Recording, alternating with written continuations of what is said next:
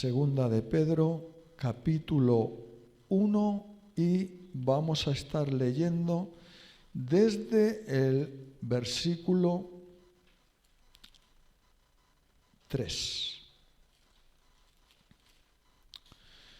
Porque ya vimos el domingo pasado también un poco esto, pero para guardar el contexto vamos a leer desde el versículo 3, aunque luego vamos a ver desde el versículo 5. Y dice así la palabra del Señor: como todas las cosas que pertenecen a la vida y a la piedad nos han sido dadas por su divino poder, mediante el conocimiento de aquel que nos llamó por su gloria y excelencia, por medio de las cuales nos ha dado preciosas y grandísimas promesas, según un Señor que ha hecho un libro.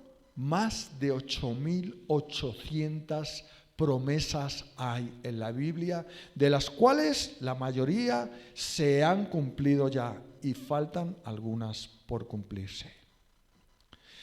Preciosas y grandísimas promesas, para que por ellas llegaseis a ser participantes de la naturaleza divina. ¡Wow! Ser participantes de la naturaleza divina, eso es algo extraordinario. Habiendo huido de la corrupción que hay en el mundo a causa de la concupiscencia. Ciertamente el mundo cada vez está más corrupto, el mundo cada vez hay más maldad. Y como dice el Señor en Mateo 24, por haberse multiplicado la maldad, el amor de muchos se enfriará. Y eso podemos verlo, podemos observarlo ya. Así que estamos en el umbral de la segunda venida del Señor Jesucristo. Capítulo 5. Vosotros también, poniendo toda diligencia por esto mismo, añadid a vuestra fe virtud, a la virtud conocimiento, al conocimiento dominio propio, al dominio propio paciencia, a la paciencia piedad, y a la piedad afecto fraternal, y al afecto fraternal amor. Porque si estas cosas están en vosotros y abundan, no os dejarán estar ociosos y sin fruto en cuanto al conocimiento de nuestro Señor Jesucristo. Pero el que no tiene estas cosas tiene la vista muy corta, es ciego, habiendo olvidado la purificación de sus antiguos pecados. Ciertamente, esta es una epístola del apóstol Pedro en la que va dirigida ¿a quién? A los creyentes. Evidentemente, en esto que hemos leído no está dirigiéndose a personas que no conocen el Evangelio, sino a personas que forman parte del cuerpo de Cristo, que es la Iglesia. Y hay una circunstancia, sobre todo en Pedro, que estuvo 3 años con el Señor Jesucristo, al igual que el resto de los apóstoles, de los 11 apóstoles, con Pedro 12. Hubo una circunstancia que durante esos 3 años ellos estuvieron con el Señor Jesucristo, pero no habían entendido nada en esos 3 años. Ellos se dedicaban más que nada, algunos de ellos, no todos, a discutir quién era el mayor entre ellos, a ver los milagros del Señor que claro, que les fascinaban. ¡Wow! ¡Qué milagro! Mira cómo el Señor. Pero luego en las enseñanzas no entendían nada. ¿Qué pasó? ¿Qué le pasó a Pedro? Que cuando él entendió el día de Pentecostés, que vino el Espíritu Santo sobre ellos, y entonces ahí da él un discurso que lleva a 3.000 personas a bautizarse ese mismo día, a arrepentirse y bautizarse. Entonces ahí es cuando él, a partir de ahí, es que empieza a entender todo lo que el Señor Jesucristo les había enseñado durante 3 años a los discípulos. Entonces, claro, él tiene esa perspectiva. Oye, yo estuve 3 años que no me enteré de nada. Entonces, él piensa, incluso negué al Señor Jesucristo 3 veces. ¡Wow! ¿Cómo pude hacer eso? Entonces, él, pensando en él mismo, escribe esta carta, esta epístola, a creyentes, porque él era creyente, con Jesucristo, él era creyente, pero no se había enterado de nada. Entonces él redacta en este primer capítulo de la segunda carta de Pedro, redacta cómo es que debemos hacer. Él repite en varias ocasiones la palabra conocimiento, hasta 4 veces o 5 en esto que he leído. La palabra conocimiento, lo que ellos no tuvieron durante 3 años. ¿Para qué relata esto? Para que el creyente en Jesucristo tenga conocimiento, porque sin conocimiento no hay nada. No hay nada. Podemos creer, pero no conocer. Eso puede ocurrir. Por lo tanto, Pedro nos hace aquí llevarnos de un punto a otro muy interesante, que lo que Pedro quiere decirnos es, vale, empezar por aquí. Cuando tengáis esto, luego vais a esto otro. Cuando habéis conseguido ya tener eso, vais y otra cosa más. Así es como Pedro les quiere enseñar a los lectores de su carta cómo deben hacer para ser completos. ¿Os habéis fijado en una cosa? Pablo lo explica en Gálatas, los frutos el fruto del Espíritu, en el capítulo 5 de Gálatas, creo que en el versículo 22, o en el 21, en el 22. Y, oye, muchas de las cosas que dice aquí Pedro están en esa lista de Pablo. En definitiva, aquí el apóstol Pedro está hablando también de los frutos del Espíritu Santo. Estos son los frutos del Espíritu Santo, o el fruto del Espíritu Santo en boca del apóstol Pedro. Porque a la definitiva, él puede hablar de virtud, que no habla la otra lista. Él puede hablar de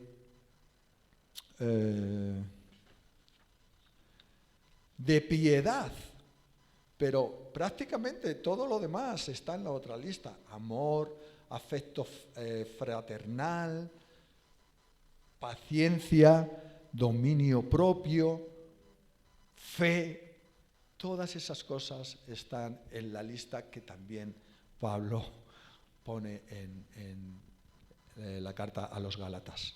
Por tanto, vamos a tomarlo con esa perspectiva, lo que nos está diciendo Pedro aquí, desde la perspectiva de que esto son los frutos del Espíritu y que tenemos que ejercitarlos. Hay una palabra interesante en el versículo 5, al empezar, dice: vosotros también poniendo toda diligencia. Palabra interesante, palabra que a mí personalmente me encanta. Mi mujer puede dar testimonio. Yo, cuando tengo que hacer algo, no lo dejo para mañana, no lo dejo para luego. No digo, bueno, ahorita en República Dominicana pueden ser 3 días o puede ser una palabra para excusarse y no hacerlo nunca. La palabra diligente es una palabra que quiere decir resuelto, rápido, veloz en el obrar. Tengo que hacer algo, no pierdo tiempo, lo hago ahora mismo.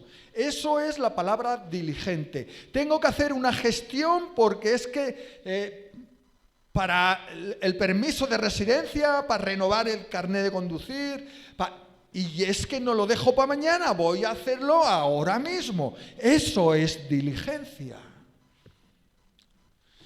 También la palabra diligente, ser diligente, diligencia, quiere decir ser cuidadoso, eficiente y eficaz en el servicio y la obediencia. Si alguien me dice, Joaquín, mira que necesito no sé qué cosa, lo que sea. No me espero, hombre, si voy conduciendo, pues no puedo hacerlo, pero en cuanto que puedo, lo que me han pedido, lo hago. ¿Por qué? Porque luego se me puede olvidar. Entonces, ¿qué testimonio estoy dando? En mí tiene que haber diligencia, como figura en la que todo el mundo me está mirando. Tengo que dar testimonio y la diligencia es algo que da testimonio de nosotros. Pues con esa diligencia entramos y dice Pedro: añadid a vuestra fe virtud. Pedro da por hecho que todo creyente tiene fe. Efectivamente, aunque sea como un grano de mostaza. Pero todo creyente que ha creído en el Señor Jesucristo tiene fe. Luego esa fe tiene que crecer, por supuesto, tiene que tener una progresión. La fe es la base de todo conocimiento espiritual. La fe es la llave que abre la puerta angosta que no todos encuentran. ¿Os acordáis de la parábola? Buscad, entrad por la puerta angosta y andad por el camino estrecho. No todos hallan la puerta. Y muchos se van, ¿por dónde? Por el camino ancho. La fe es la que nos lleva a la puerta angosta, a la puerta pequeña, a la puerta que es difícil de ver, y la abre. La fe. La fe es la semilla más pequeña que llega a ser el árbol más alto. La fe es el medio por el cual nos arrepentimos y somos salvos. Sin fe es imposible agradar a Dios.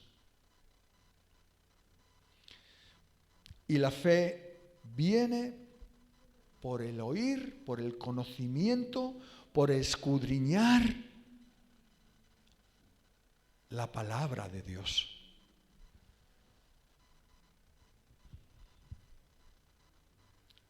Hermanos, el Espíritu Santo ya hace un trabajo en nuestras vidas. Dice un salmo, o un proverbio, no me acuerdo muy bien, pero dice, con lazos de amor te atraje a mí, con lazos de amor. O sea que ya hay un trabajo por parte de Dios, por parte del Espíritu Santo, que nos va llevando poco a poco, porque claro, estamos en el mundo y estamos atados al mundo y nos gusta el pecado y andamos pecando y gozándonos. Ay, esto ya no me sirve, voy a ver ahora otra cosa. Y venga, y ese es nuestro caminar. Estamos muertos espiritualmente y también muertos en nuestros delitos y pecados. Pero Dios tiene un propósito en nuestras vidas y empieza a llamarnos, empieza a estirar con lazos de amor. No a lo bestia, ven aquí, hombre, para acá. No, con lazos de amor, con misericordia, con verdad, con amor, con mucho amor. Él nos trae.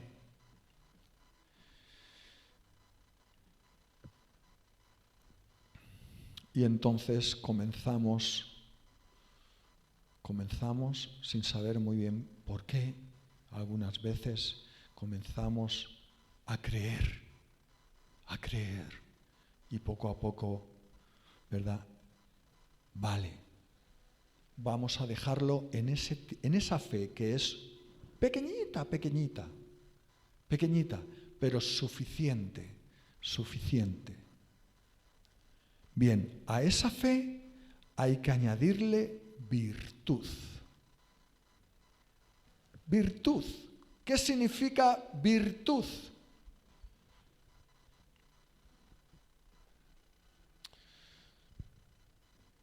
Yo conocía a una señora que se llamaba Virtudes, pero no tiene que ver con esto. Virtud. Pues virtud, ser una persona virtuosa, es una persona que tiene compromiso, que tiene integridad, que tiene excelencia cuando hace las cosas, cuando vive, cuando se mueve, ¿verdad? En el aspecto moral y espiritual. O sea, moralmente, ¿nos acordamos? Nos acordamos de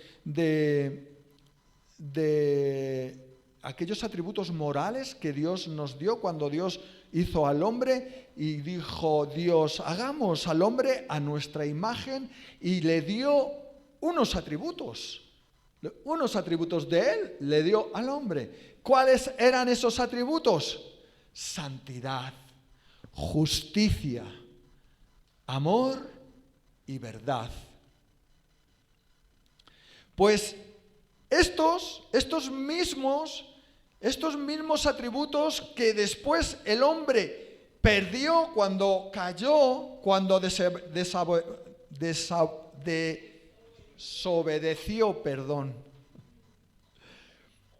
Esos mismos atributos que el hombre perdió cuando pecó, cuando cayó, cuando desobedeció y se vio desnudo, no es que se viera desnudo, no, es que realmente lo que echaba en falta eran esos atributos de Dios. Lo que echaba en falta era la eternidad, eran seres eternos y de pronto ya tenían fecha de caducidad, iban a morir.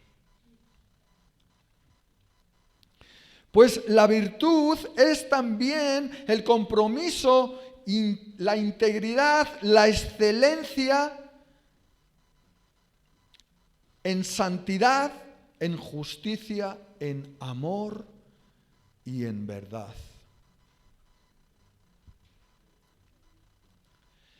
También es compromiso, integridad, excelencia en reflejar la naturaleza de Dios que está en nosotros. Hermanos, nosotros debemos reflejar a los que están a nuestro alrededor la naturaleza de Dios. Y es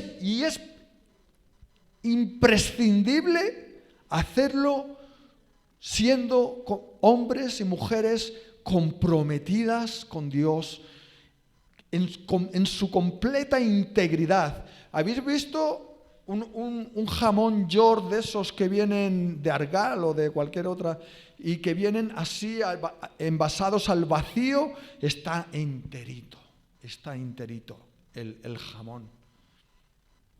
Y llega el charcutero, el carnicero, llega, le quita el plástico y le corta una loncha. Antes era algo íntegro. Tenía toda su integridad. Le cortaron una lonchita, perdió su integridad. O sea, la integridad es conducirnos, o sea, que no haya nada de nosotros por donde podamos perder una loncha, una parte de nosotros.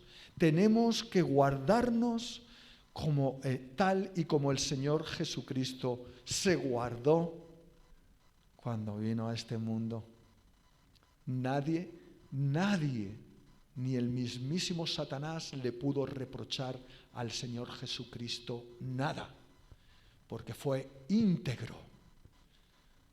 Y asimismo nosotros tenemos que vivir en esa integridad, porque si no, el acusador va a venir y nos va a acusar. Y eso nos va a hacer daño. Bien, a la virtud, conocimiento. Conocimiento. Ya sabéis que me encanta la palabra ginosco, que es el griego original en el que está escrito el Nuevo Testamento en griego. Es una palabra que se usa para hablar de la relación íntima con Dios. Ginosco. Ginosco habla de la relación íntima con Dios que el creyente debe de tener. Si no hay relación íntima con Dios, hermano, no va a haber conocimiento, evidentemente. Porque ¿cuándo es que dos personas se conocen bien?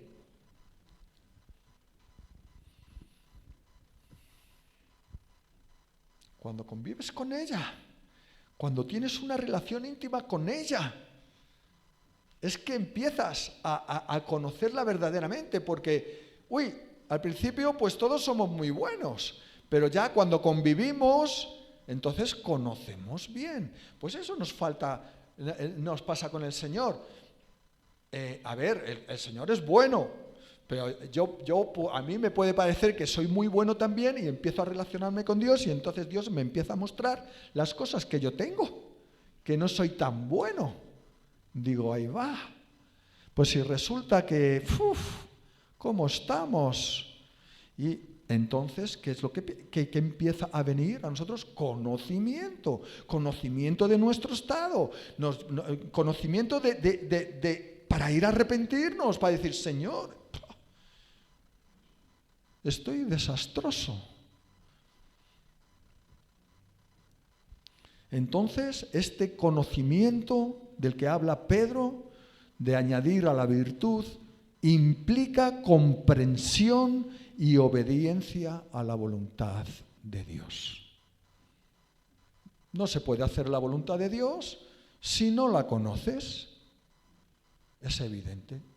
Por tanto, a la virtud, ¿verdad?, al compromiso, a la integridad y la excelencia, en el aspecto moral y espiritual, hay que añadir conocimiento.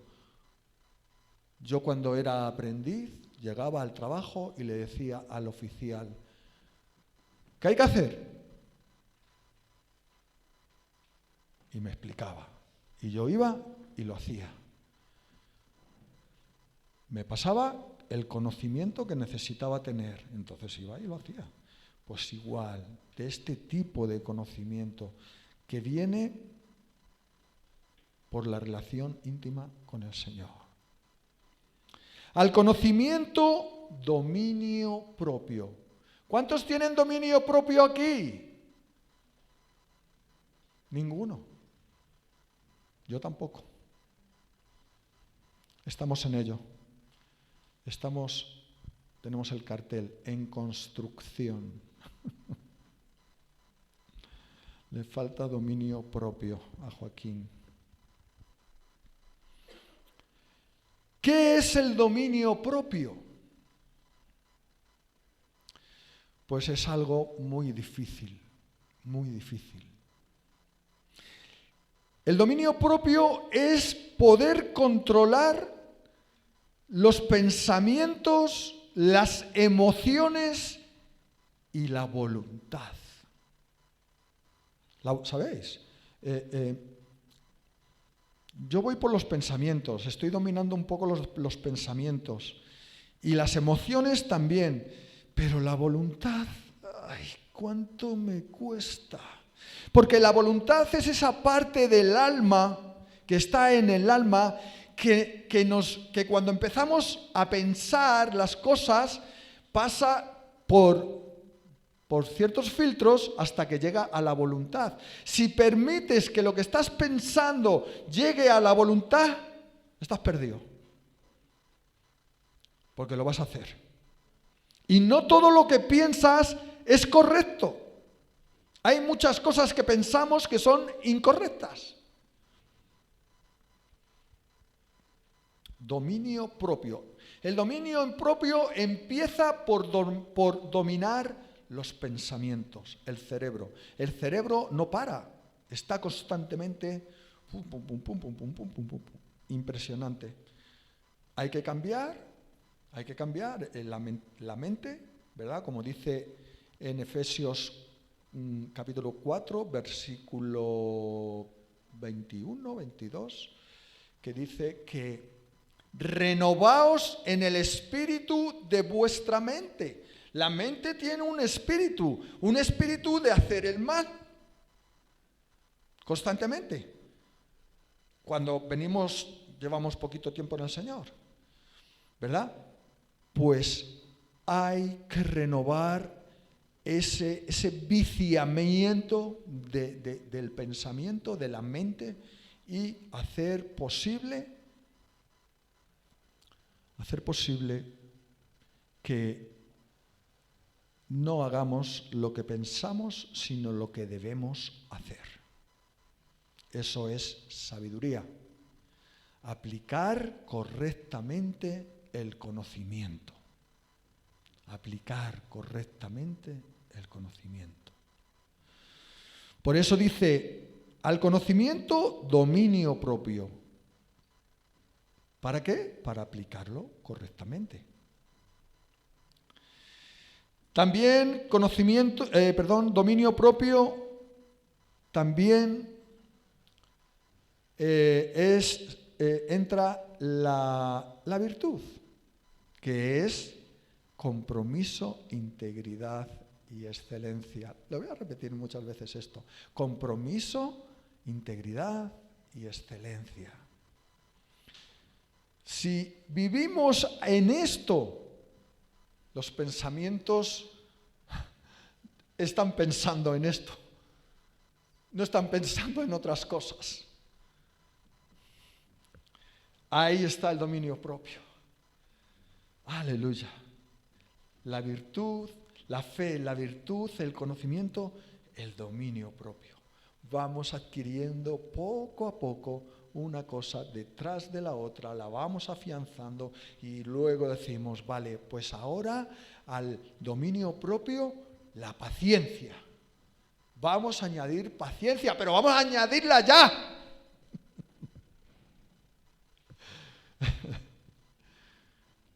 Qué poco pacientes somos, ¿verdad, amados?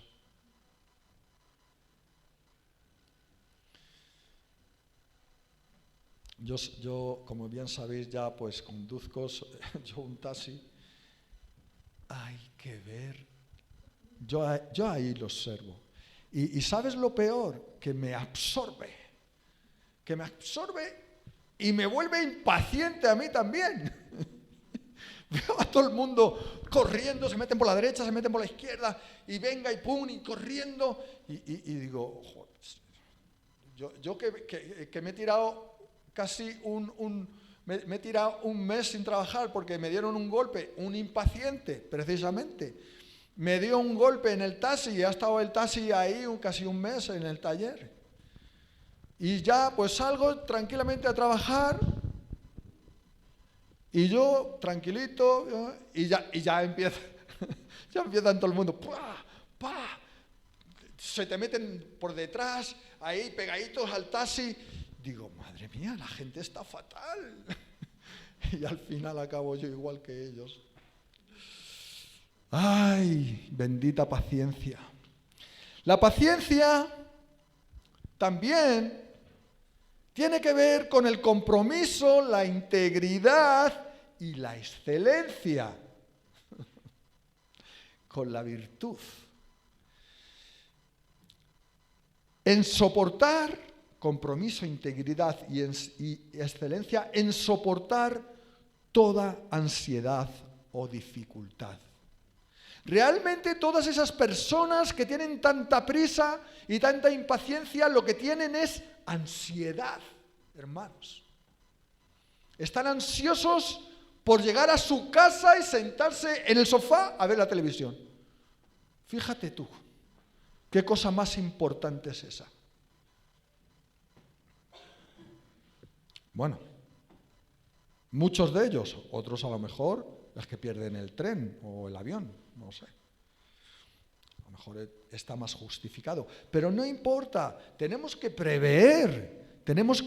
Si salgo a las 5 del trabajo, pues salgo a las 5 del trabajo. Cuando llegue a mi casa, pues he llegado tranquilamente, sin exponerme yo ni exponer a nadie.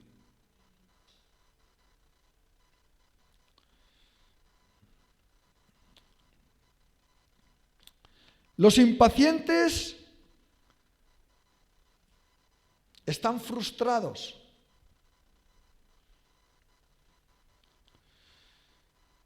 Y la paciencia es lo contrario. No tiene frustración. En la paciencia no encuentras frustración, no encuentras enojo, no encuentras ira. Más lo que encuentras es dominio propio. Encuentras al dominio propio con la paciencia. La paciencia es saber esperar, saber estar ahí esperando que llegue el momento que tiene que llegar. Eso es la paciencia, hermanos. A la paciencia, piedad. Piedad. ¿Qué es la piedad? Le decía en una película que vi en la televisión de la Edad Media, un pobrecico con ropas, con andrajos, un pobrecico le decía a uno que estaba en un caballo con un espadón en la mano en la película, que tenía toda la intención que le iba a pegar con la espada a un infeliz. Gritaba el infeliz: ¡piedad, piedad! ¿Qué es la piedad? La piedad es misericordia, hermano. La piedad es misericordia. Y si el Señor ha derramado misericordia en nosotros y no ha tenido en cuenta todo lo que hemos hecho, sino que nos ha amado, la misericordia va de la mano del amor de Dios. Y si me viene a la mente aquel siervo del Señor que le debía 100 garrafas de aceite y se las perdonó, y al salir de allí se encontró con uno que le debía a él un denario o poca cosa y le agarró y le metió una paliza que pa' qué. Hermanos, ¿has gustado la misericordia de Dios en tu vida? Entonces, debes tener misericordia con los demás. ¿Sabéis una cosa?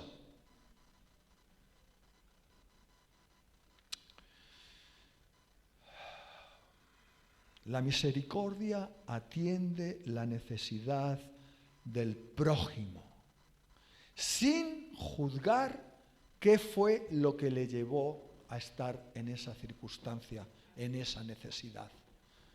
No juzga eso.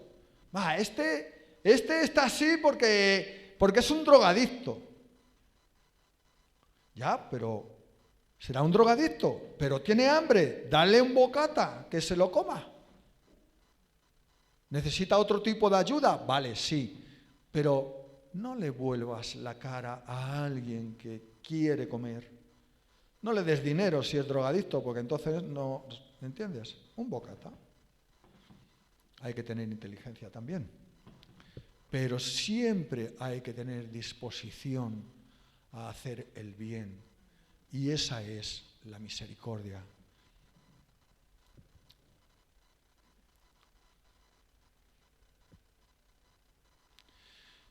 Dice aquí también, el piadoso tiene una vida de devoción al Señor activa.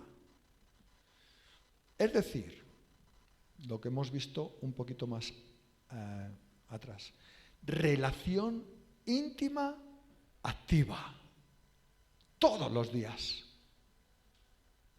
Todos los días. Sé que es un mal ejemplo, pero yo tengo relación activa todos los días con mi mujer. Ya sea por la mañana o si me levanto, ya ella se ha ido, pues hablo con ella por el teléfono. En algún momento del día la veo y nos relacionamos, hablamos, oramos, comemos. Relación. Todo viene, la misericordia, cuando uno tiene esa relación íntima que decíamos antes, ese compromiso, esa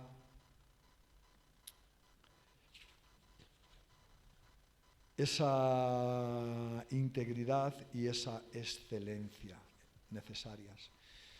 Muy bien, pues a la piedad, a esta misericordia, debemos añadirle afecto fraternal. Afecto fraternal. ¿Qué es el afecto fraternal?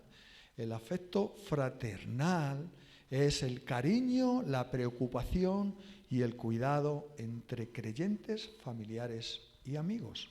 Es lo que en griego se llamaría amor fileo, filial, ¿vale? El cariño que uno tiene, la preocupación por su familiar, por su hijo, por su tío, por su padre, Eso es afecto fraternal. Muy bien, pues eso tenemos que ejercitarlo.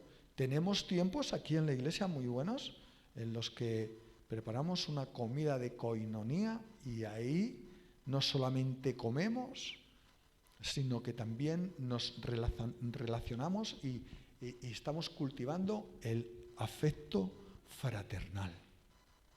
El afecto fraternal. No entiendo muy bien cuando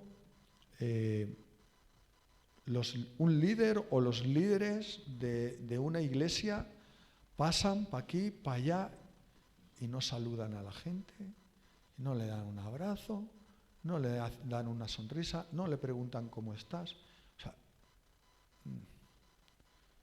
me queda un poco me queda un poco la cosa coja. Afecto fraternal. Y al afecto fraternal, que es amor fileo, le tenemos que añadir, según el apóstol Pedro, amor, que es amor ágape, amor sin condición. La Biblia dice que el amor ágape es una decisión permanentemente activa. O sea que tú decides amar a tu prójimo o no. Y esa decisión, cuando la tomas, ya, si es ágape, ya no te puedes volver atrás, si no, no es ágape.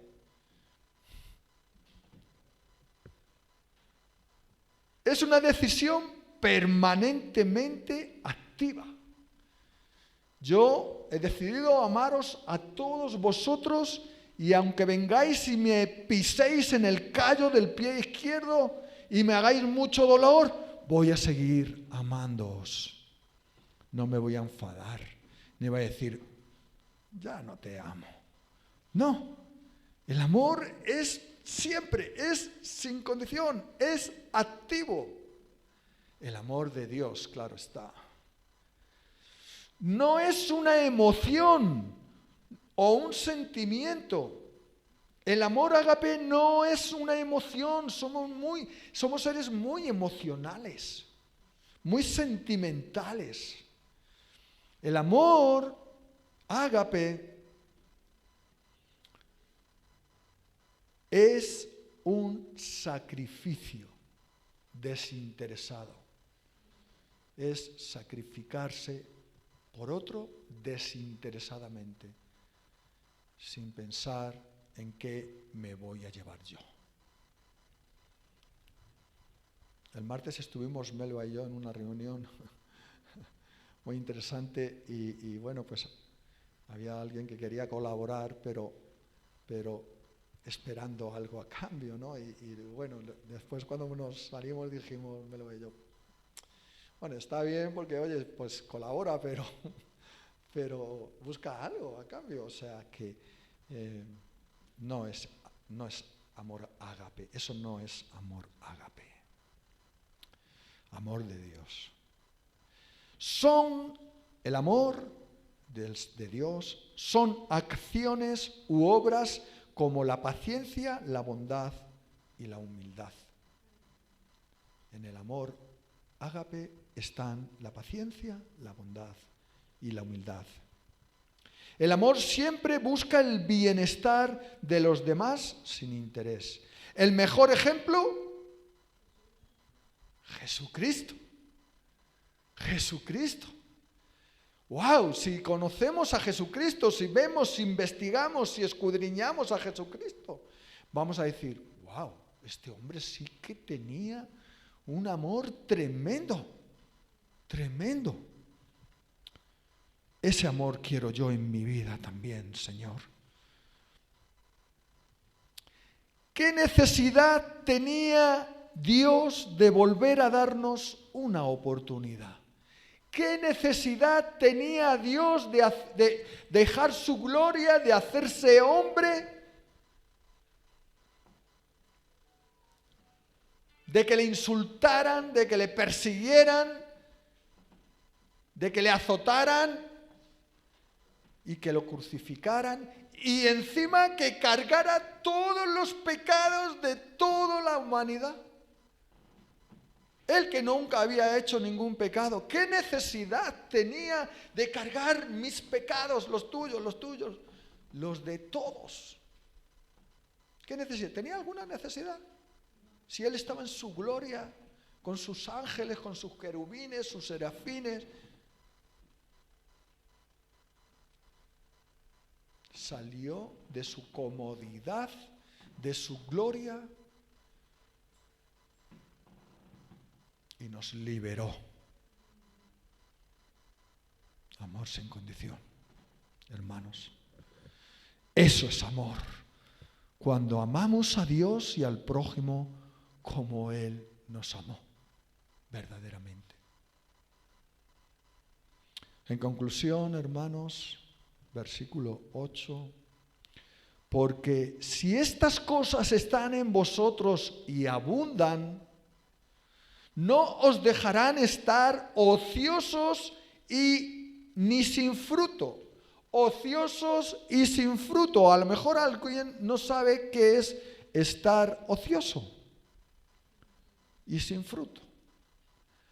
Hace años, cuando yo trabajaba, era botones, con 15 años, 14, 15 años, existía una revistica así pequeña que se llamaba Guía del Ocio, se llamaba. Guía del Ocio. ¿Qué contenido tenía?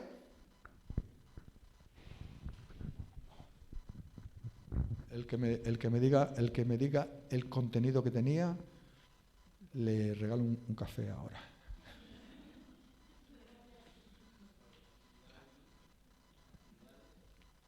Actividades. ¿Pero qué tipo de actividades? Sí. Teatros, cines, restaurantes, bares, el parque de atracciones, en la Warner no estaba todavía, el zoológico. Actividades, como dice Jero, pero actividades del mundo, mundanas. Oye, está bien ir a llevar un día a los niños al zoo y esas cosas, ¿no? Que vean los animales y todas esas cosas. Vale, ok. Hay cosas que se pueden hacer. No estamos aquí en un convento, hermanos. Tenemos la libertad de ir a un restaurante, de ir a ver a un teatro, un cine. O sea, no quiero decir. Lo que quiero decir que el ocio es cuando uno no tiene nada que hacer. Cuando uno no tiene nada que hacer. Y Pedro está diciendo aquí que si estas cosas, si esta lista que hemos visto están en nosotros, no vamos a tener nada que hacer nunca. Vamos a tener cosas que hacer. Eso es lo que está diciendo Pedro. Porque el hacer cosas conforme a esta lista que hemos visto, ¿qué es? Fruto. Fruto, hermanos. Y eso es lo que está buscando el Señor Jesucristo en la higuera aquella, cuando iba camino de Jerusalén y vio aquella higuera allí con hojas verdes, exuberante, y dijo: voy a comerme un higo, o la semilla que está saliendo del higo. Voy a comérmela, que tengo hambre. Y se acercó y miró y aquí no hay nada. Aquí no hay nada.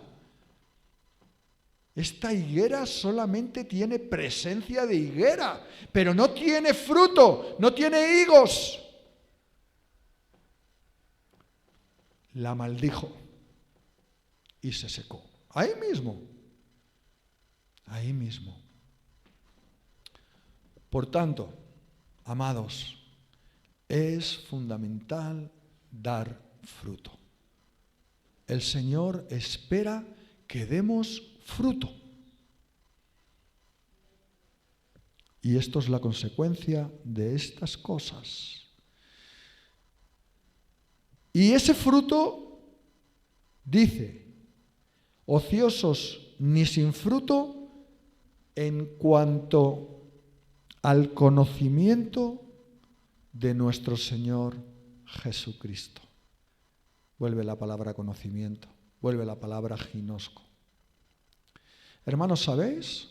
La palabra dice, no recuerdo la cita ahora mismo, dice que tenemos, es Pablo que lo dice, tenemos que crecer a la altura de un varón semejante a Cristo. De hecho, dice, De hecho, y sí se la cita, en el capítulo 2 de Primera de Corintios y versículo 14, 15, sí dice, en el 16 mejor, Wilson, dice, pero nosotros tenemos la mente de Cristo. ¿Quién tiene la mente de Cristo? El que ha crecido a la estatura, el que ha madurado, el que ha conocido perfectamente al Señor Jesucristo, conoce su voluntad, conoce su propósito. Ese es el que tiene la mente de Cristo, hermanos. Y a eso tenemos que llegar. No podemos quedarnos bebiendo biberón y comiendo papillita, como los niños chicos. Hay que crecer. Hay que crecer, hay que darle gloria a Dios.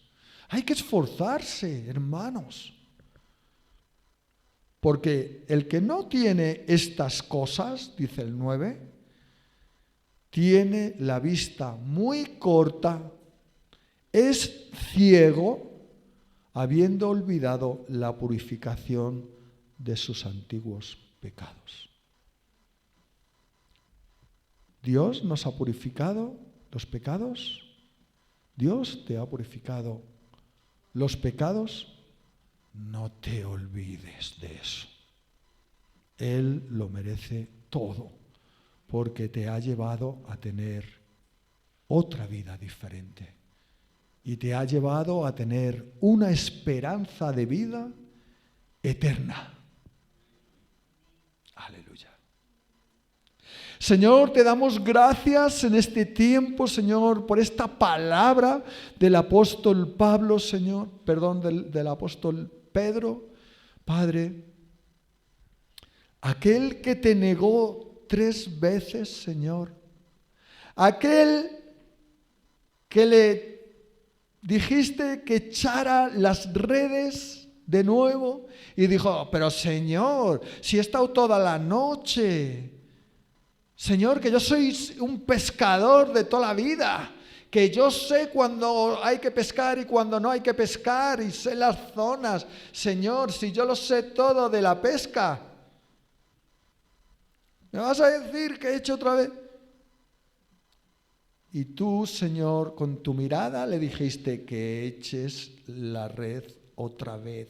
Y él la echó y entonces pescó peces como nunca los había pescado. Y ese hombre se clavó de rodillas delante de ti y dijo, apártate de mí, Señor, porque soy hombre pecador. Hay un arrepentimiento en él, Señor. Gracias, Señor, porque, Señor, tú, Padre, nos enseñas, nos llevas a ti, Señor, con lazos de amor.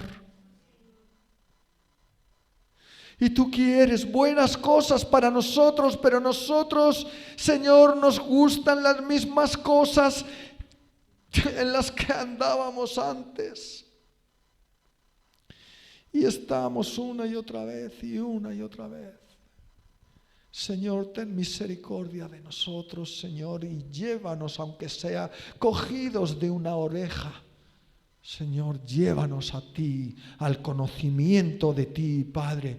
Que podamos, Señor, tener ese hambre, Señor, igual que cuando no hemos comido en todo el día y tenemos un hambre, que nos comemos lo que sea. Señor, que tengamos ese hambre espiritual en nosotros, que anhelemos, deseemos, Señor, leer tu palabra, escudriñarla y ponerla por obra, Señor.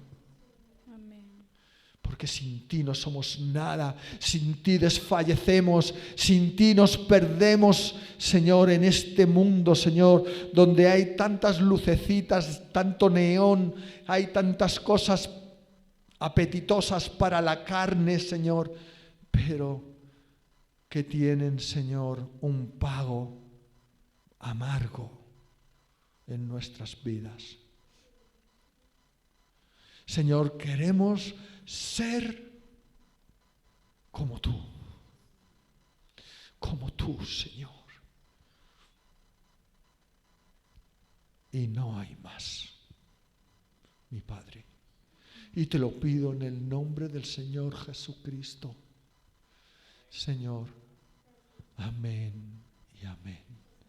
Gracias, Padre Santo. Señor, gracias. Aleluya.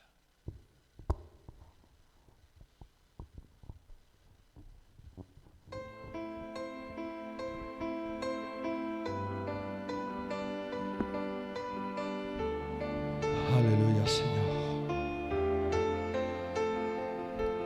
Haz llover sobre este lugar, sediento estoy de ti.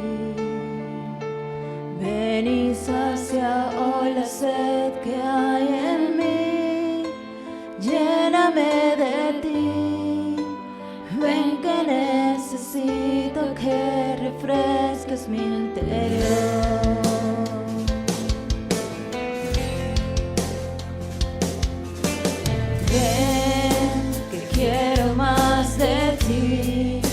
Haz rebosar mi copa hasta ascender. Tu presencia estremeciendo mi interior. Ven y tócame y abrázame, envuélveme en ti, Señor. Tu lluvia está cayendo, tu gloria descendiendo. Fuego está ardiendo en mí.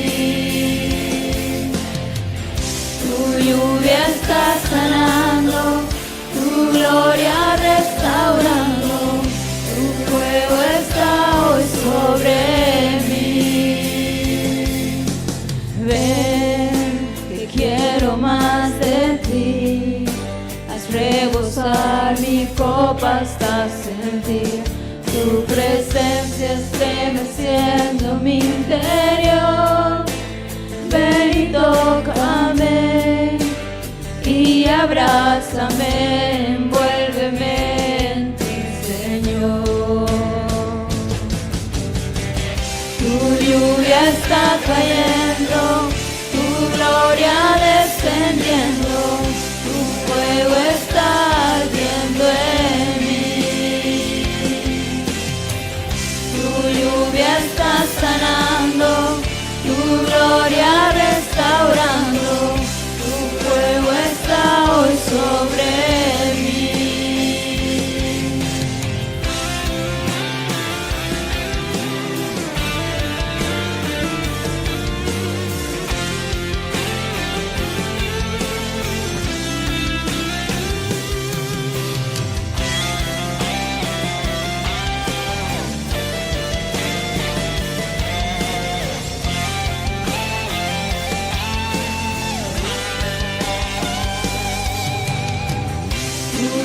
Está cayendo, tu gloria descendiendo, tu fuego está ardiendo en mí. Tu lluvia está sanando, tu gloria restaurando, tu fuego está hoy sobre mí. Lluvia cae hoy sobre mí. Lluvia cae hoy sobre mí. Lluvia cae hoy sobre mí. Lluvia cae hoy sobre mí. Lluvia cae hoy sobre mí. Amén. Hermanos, Nos saludamos, nos damos un abrazo, un ósculo santo y mucho cariño, mucho afecto fraternal. Que la gloria sea para nuestro Señor Jesucristo.